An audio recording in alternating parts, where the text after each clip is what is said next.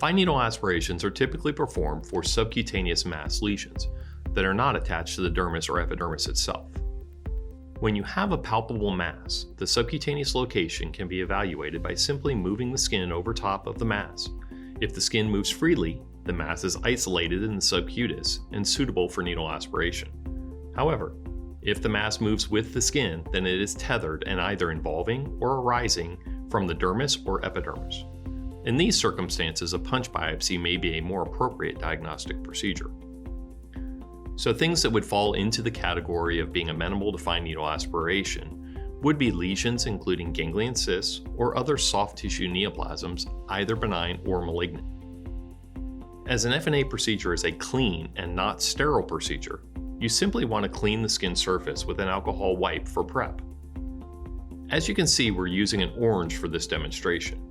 A pig's foot typically has too many bones to adequately demonstrate a fine needle aspiration procedure, so we have to use an orange. Once you've cleaned the skin surface, you can anesthetize the area. The anesthesia should not only cover the skin, but the deeper tissues around the mass to be aspirated. For this demonstration, we're using an 18-gauge needle for visual enhancement. In practice, I typically prefer a smaller needle, a 23-gauge or at most a 20-gauge needle. Insert the needle down to the level and into the mass you're attempting to sample. Then draw back the plunger, creating a negative pressure within the syringe. The needle is then withdrawn slightly and re-advanced. Withdraw and advance. This motion is done into all quadrants of the lesion itself. Now, in doing this withdraw, advance process, keep in mind that the needle has a cutting edge. If it's a solid lesion, each time the needle comes back and moves forward, that cutting edge cuts off small pieces of tissue, and the negative pressure sucks those pieces of tissue into the needle.